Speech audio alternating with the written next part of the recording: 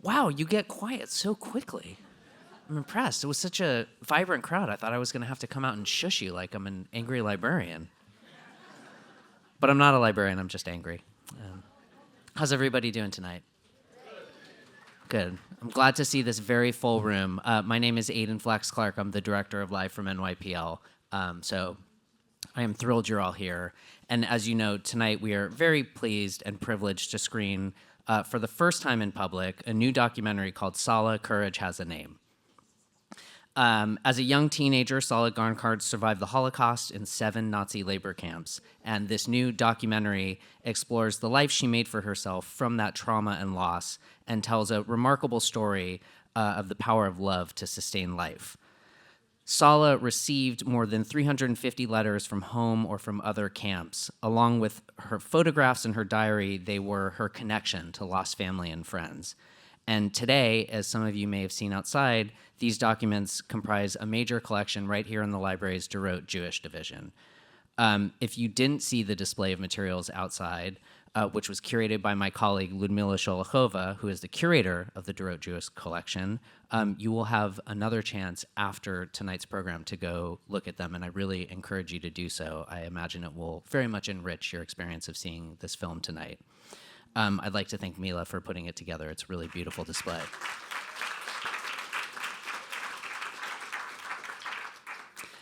Following the screening of the film, we will be very lucky to hear from a number of people who are involved in it.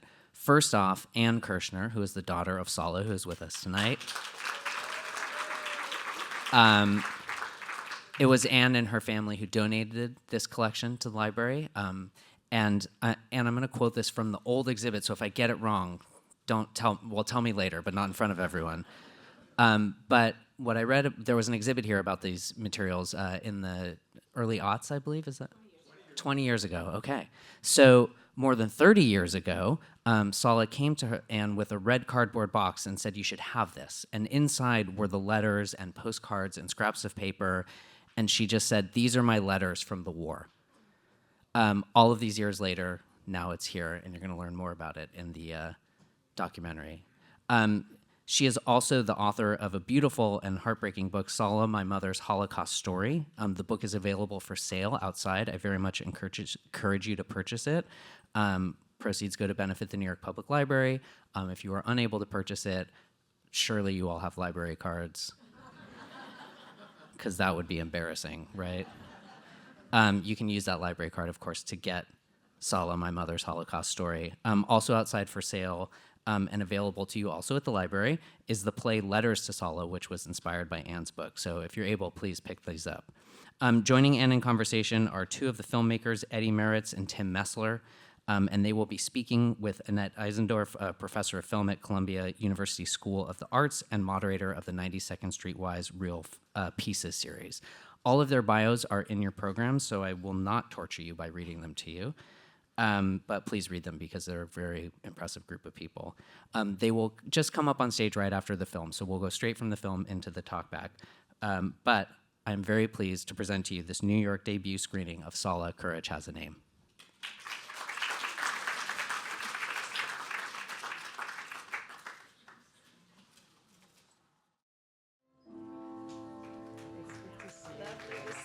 Lovely to see you. Tim, nice to meet you.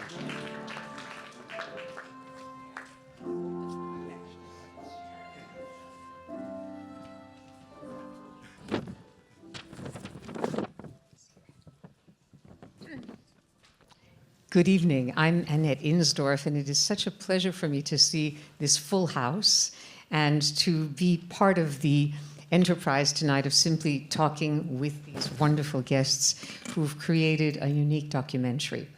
I must say that the timing of this event is fortuitous because not only is March Women's History Month, but the fact that this is the 20th anniversary of the exhibition of Sala's letters at the New York Public Library. So Anne, we met when you were interim president at Hunter College, and this was 2024, and at the end of the spring semester at the presidential awards ceremony, you presented the Cecile Insdorf Part-Time Award or the Award for Part-Time Faculty. This was my mother, and she had taught as an adjunct at Hunter for 33 years. And she was a Holocaust survivor. So when I actually finally met Anne, I felt that we were kindred spirits in a certain sense, not only vibrant in the academic world, I hope, but way beyond. And finally, I think you were close to another former Hunter College president who is in the film, namely Paul Leclerc. And my mother was actually quite close to him as well. The synchronicity, what role did Paul Leclerc play in because he left to become the president of the New York Public Library, I should mention that. What role did he play in the library's acquisition of the collection?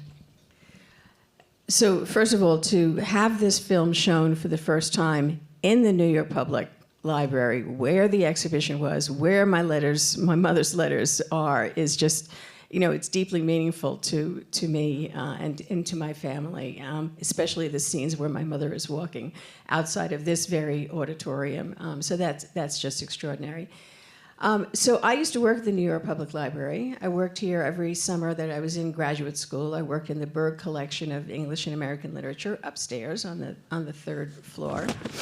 And I always wanted my mother's letters to be here, so all of that was very fitting. But how to get them here and all of that. Paul Leclerc's wife, Judith Ginsburg, and I worked together many, many years ago. And Judith was actually one of the first people who saw the letters outside of my family. And we talked about whether the letters might come to the library. And so Judith introduced me to Paul and to David Ferriero. And the rest was, as they say, history. And I have to say, it's one of my favorite scenes of that. Including my mother berating me for drinking too much. I love the scene where we give the letters to the library.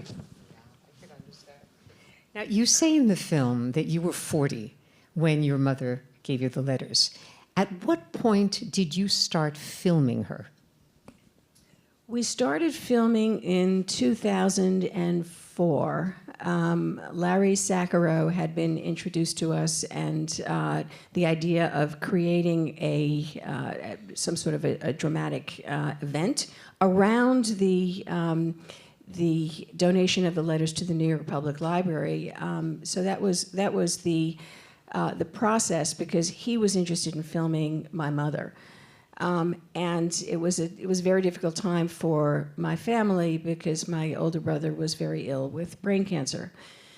And as they were filming my mother, I said to Larry Saccharo, I'm not sure what will be left of my mother after my brother dies, so I'm glad you're filming my mother now. And Mary Nossel, who was behind the camera at the time, called me the next day and said, I think I would like to make a documentary about your mother. He brought Eddie Marritz into this process. Eddie was the cinematographer, and Eddie brought us Tim. And the rest just evolved over the course of the next couple of years. So, and of course, a couple of years. I'm talking about 2004 until today. So, documentary films take a long time, and yet the virtue of this one is that you see the arc of my mother's life from 2004 until 2016 or so. So, yeah. For both, Eddie is director and producer, Tim is editor and producer. And let's talk about the trajectory of this piece of work, because it started out, if I understand correctly, as letters and interviews with Sala. Then came your book, Sala's Gift. Then Arlene Hutton did the play. Jill Wexler did an exhibition. And finally, it has reached the screen, as you just saw. So after the publication of Sala's Gift, at what point did you decide that this would make a real documentary film? Well, Honestly, this film began with a partnership with Murray Nossel and myself. We did, let's call it, foundational screening and foundational filming for this film. And a lot of this film has to do with the trust that Sala established with us, and particularly with Murray. And a lot of it has to do with that connection.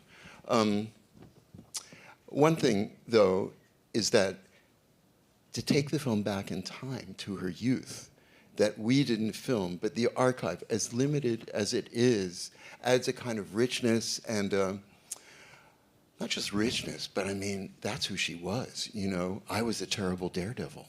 And you see elements of that even as her character evolves in our film, you know? So that was certainly a hook for me. Tim, you were doing, I guess, more of the post-production than the actual filming, or?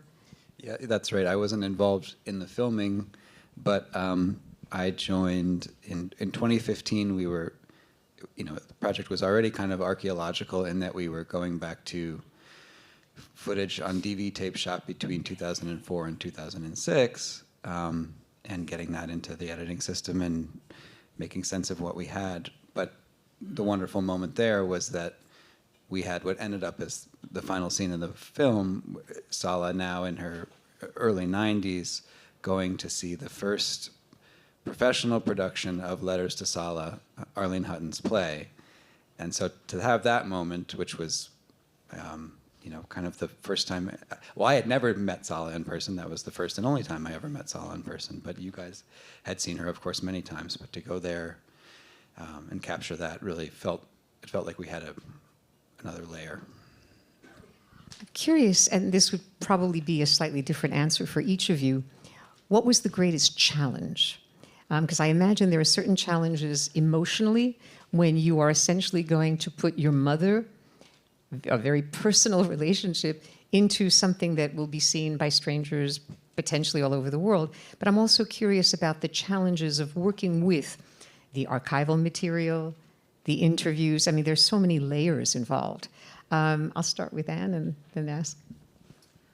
My mother was a very private person. You know, when I watched the film, the sense of immediacy and almost comfort with the camera just amazes me because she was so private. And yet I can tell you, if she were watching the film, she would say, "Do they have to show me with a cigarette so often?" That would really bother her. And of course, my father would be complaining about Harry. Did you have to mention so much about Harry? So I would say the most difficult thing for me was convincing my mother that there was an importance to her doing these interviews, and that her work in being my partner in recreating her story wasn't done until she shared it in this very personal way. So that was probably the hardest thing. But I think her love for her grandchildren was in part a great inspiration for her that they will be able to see this. So eventually she warmed to the idea, and yes, she was incredibly trusting in you, that the questions would be asked always respectfully, and that also when she wanted to draw a curtain across her experience, that also would be respected, and it was.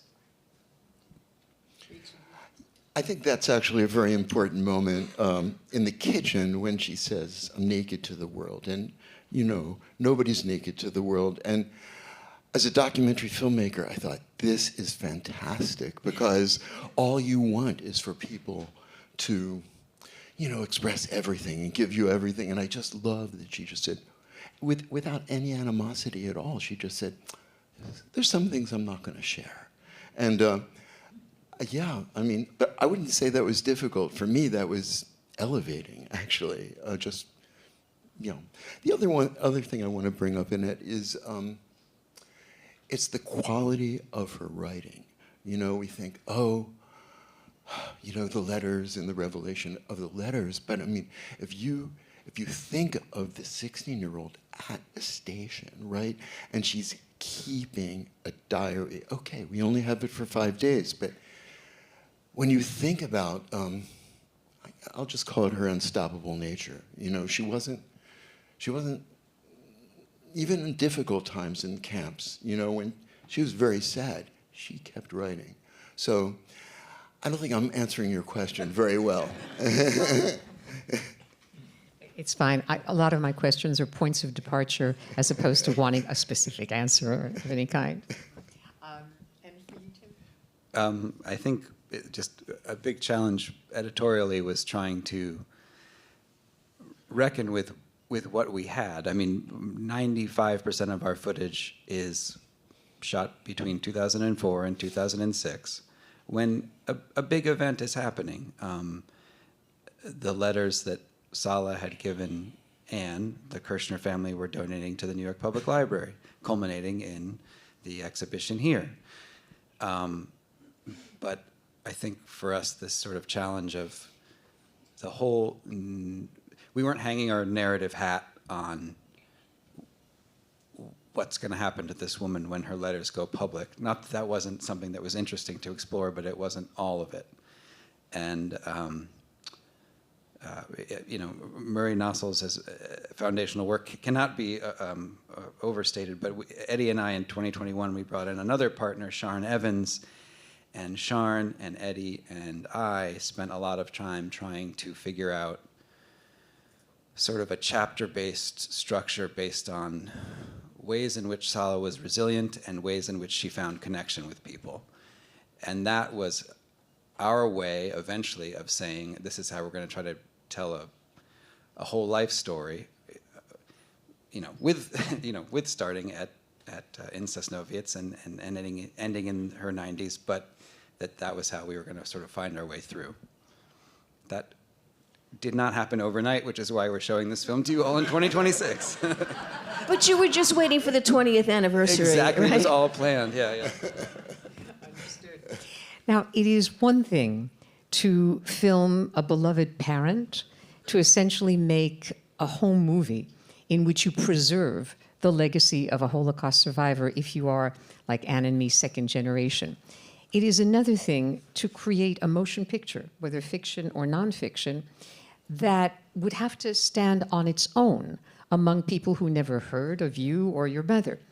So I'm curious whether any of you watched particular films that had already mastered this craft of interweaving something intimate with something that is able to stand on its own legs as a motion picture. Whether they were fiction films or documentary films, are there any? I would say we know of Holocaust films. There's quite a few films in that genre. And I think what distinguishes our story here is not that we're ignoring the Holocaust, but we're beginning. Someone suggested to me just recently that we started small, meaning we started with her, and it became a bigger picture. So again, I'm not answering your question. I could say the sorrow and the pity, right? And yeah, there's no problem. I know these films, but this particular film wanted a different treatment, and yeah, that's all I'll say. Yeah.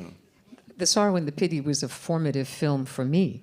When I was thinking about writing the book that became Indelible Shadows, Film in the Holocaust, there were not that many internationally recognized films about World War II, specifically the Jewish experience.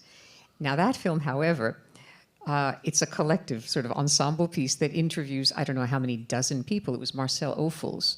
And what he ended up making was a treatise on French behavior during World War II, much of which was collaborationist at a time that the French were proud of their underground resistance activities. It was censored, it was banned. They didn't even show it on French or Swiss TV for quite some time. But here, the focus is extremely circumscribed on an individual. And you presume, I guess, that from that individual story, there are glimmers that illuminate the stories of others who were in that situation. I can tell you about one that was recently completed that is like a twin of this film, but I'll hold off on that for a moment. Tim, were there any that you came across? Of course, I'm drawing a total blank. Yeah, we were certainly watching, I would say, sort of more contemporary character-driven stories, and sometimes in despair, saying, oh my God, they did that so well, and how are we going to do that? But other times, you know, in moments when we were feeling strong, saying, okay, well, that's their strength. Maybe this is where we are. It's a pretty vague answer, but that's what I'll give you at the moment. That's quite all right. Look, some of us are perhaps more familiar with what I would call a subgenre of Holocaust cinema, and in fact, even a subgenre of documentary Holocaust cinema. And that is anchored in interviews with a survivor. I mean, we're close to where the HBO offices were. One Survivor Remembers was a short documentary that won the Academy Award that year. I remember it. Was that with Kirk Douglas also? That was the same night that he was on stage? In any case, the survivor in question, Gerda Klein, I think her name was, she made one of the most impactful speeches I've ever heard at the Academy Awards. Something to the effect of, you out there are so lucky that you have the luxury to be bored, that you can, you know, just... And she just gave everyone a sense of the preciousness of life for somebody who lived through so much trauma.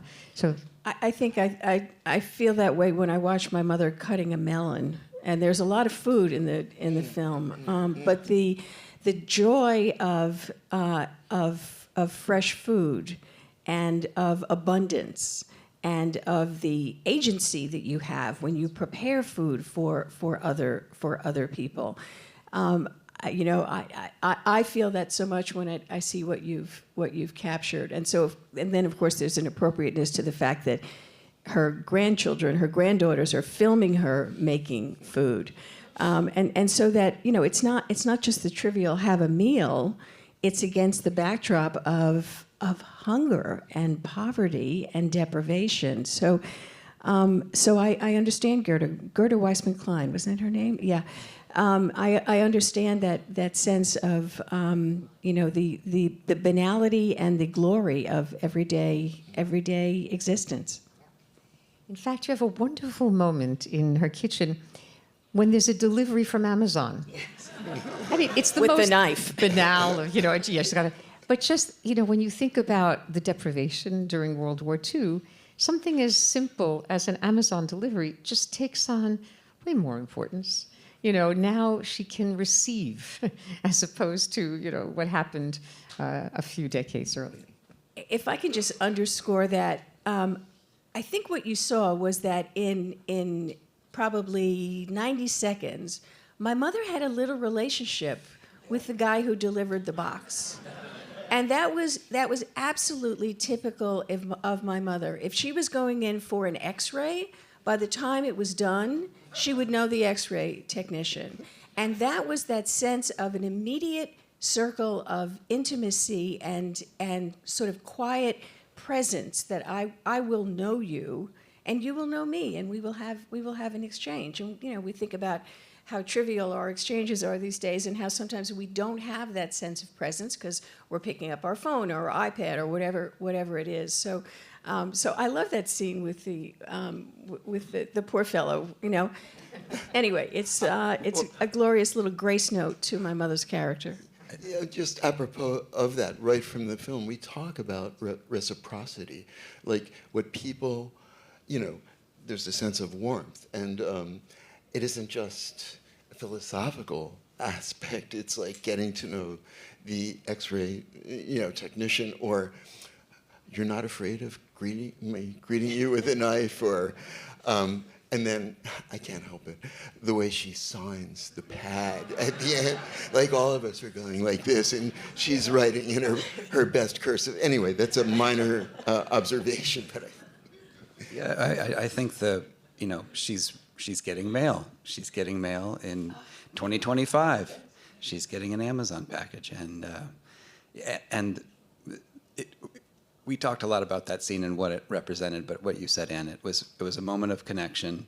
It was an example also yes, how far you've come. That's what it's like. And connection, of course, with him, but those little moments where she starts connecting with you all as you were filming and us as we're watching, I better put away that knife, it don't look good. Or when she's, sort of comes into the kitchen and turns and says, I keep a kosher kitchen. She starts breaking the wall and talking to us. And I'm curious, there was obviously much more footage shot than what we're seeing in this so-called rough cut. How many hours were you trying to pare down into, say, 70 minutes? Tim would have a better. About 150 hours at this point, yeah. And we're at 58 and change, so we're a PBS hour, we'll say, yeah. Anybody from PBS out there?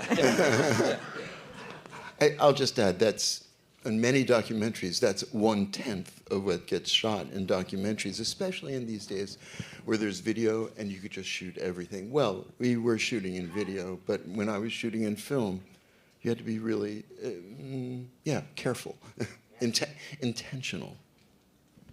And what's next? In other words, if this is technically a rough cut, are you planning to make a slightly different version? Is there, I heard you say PBS, obviously, is there the hope that this would be on television, film festivals, theatrical release? I mean, I don't encourage everyone to think about huge ambitions when we're talking about a Holocaust documentary, but what do you envision? We're thinking right now about semi-theatrical releases that would connect with schools, JCCs, in a way starting small and thinking about, expanding festivals for sure. But right now, that's really what we're intending to do, and we think it's actually a realistic way to go about it. And I also think the way to pitch this film is, what are the benefits of seeing this film? That's, just the benefits. I'll leave it at that. There have been over 200 productions of Letters to Sala. It's been performed all over the country, at middle schools, high schools, colleges, local repertory companies, 2 off-Broadway productions. And the playwright Arlene Hutton and I often will not Skype anymore, we'll Zoom, with the cast. And they always want to know about my mother. They always want to know what was she like, and I speak it, and sometimes they read it in my book, but to have my mother be able to speak in an unmediated form through the film is an astonishing thing for the students and the actors who do the play. So that will be continual rocket fuel, because every year there have been dozens and dozens of productions, and so I think of the young men and women who perform in that, and I think of them as a small army of Sala people out there in the world, which the world sorely needs. And I'll just say, we aren't thinking of this as a rough cut. We're thinking of this as a nearly done cut. I sit corrected. There's a couple small tweaks to make. But speaking of the Army, I think it's a good time to acknowledge some people here who worked on the film. We mentioned Murray, we mentioned Sharn, Ben Hillman, who did graphics and animation, Griffin Jennings, our composer, and Jerome Thalia, who was the colorist and also oversaw the up-res of what is, by modern video standards, legacy footage. And if I say so myself, it looks pretty darn good, especially for a film shot on DV tape. So thank you to you all and many other people as well. And I would like to thank Julie Knives, who's been my partner on this project, Arlene Hutton, who wrote Letters to Sala, Jill Vexler, who did the original exhibition here at the New York Public Library and the traveling exhibition, and 2 of my 3 children and 2 of my 4 grandchildren. Yes. And my husband. And it's Did I forget anybody? I don't know if it's a coincidence, but I recently saw another documentary that has been doing the festival circuit. I mean, the good news for everybody here, yeah, exactly. There is such a growing network, it's been growing for at least 10 years, of Jewish film festivals. So that even if one does not have necessarily a clear commercial prospect, there are hundreds of Jewish film festivals around the world, Hong Kong, Las Vegas, I mean, you name it. So I saw My Underground Mother, Marissa Fox's documentary, which is remarkably overlapped. I guess some of you have seen it. She made this investigative documentary about her own mother, who never told her that she had been in the Holocaust, that she had been enslaved, also from Sosnowiec. And that is a city that gave rise to quite a few women who are the center of documentaries by their daughters. Pocket Full of Miracles is a documentary by the great filmmaker Aviva Kempner about her own mother from Sosnowiec. Yes. And the connection with My Underground Mother is that she ultimately found out that her mother had been a slave laborer in the camp Gabersdorf, which is not so separate. Yeah, there was a whole group, a network actually, of camps that had female slave laborers who had it slightly easier than, say, my mother's situation in Auschwitz and Bergen-Belsen. But I mean, women who were particularly victimized and particularly resilient if they survived the war. And I love the fact that in Marissa's film, she follows the leads until she finds other survivors who fill in the pieces of her mother, whose name was really Hella, and she learns something she never knew. I think it's in the air. No, so we got to know each other, Marissa, who also has been working on this film for a very long time. The difference is that although my mother kept the secret of her letters for 50 years, once she gave me the letters, she unlocked the door, and she was my willing partner in telling me who these people were, what happened to her. Yes, she drew the curtain across certain things, but in general, she was my willing partner. Marissa's situation was completely different because she had to put it all together. And I met other, people of our generation whose parents never revealed anything, who would then give them a shoebox full of papers and photographs, and they would look at these things and have no idea who these people were. I mean, what a tragedy not to have that for your family. So whenever my mother would hesitate, I would give her a little push, usually with a nod to my children, to say, this is something that really you can do for us. My mother's letters are historically important. There is no other archive of letters anywhere in the world that were written to one person and that covers the arc of the war from 1940 to 1945. So every survivor's story is different and everyone is important. My mother left an archive that says, this happened, these people lived, these people died, and you can find out what happens to them by these precious pieces of paper. And so, Marissa and I were sort of sisters in this process. I know that we're actually at the end of time, but I want to stress one detail that hasn't been mentioned yet. Yes, there is a verbal source, the letters, or an archive. But in watching this film, which was about a few weeks ago, I was struck by how visually rich it was. For example, the shot of your mother lighting Sabbath candles, but because it's in a mirror, it's a mirror shot. So you have the reflections of the candles and the reflection of Sala, which makes it all of a sudden feel like it's not just two candles or whatever that are being lit, but candles for other people. And her reflection suggests another Sala that we will not get to know to the same extent. It's an image, a reflection, rather than the real thing.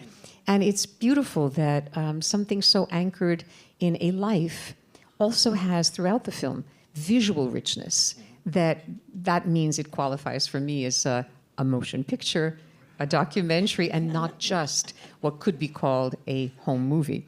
So I note the time. I'm sorry that we are going to have to end, but I want to thank all of you for coming, and especially Eddie, Tim, and Anne for bringing us. And we're the first audience for this film. So thank you.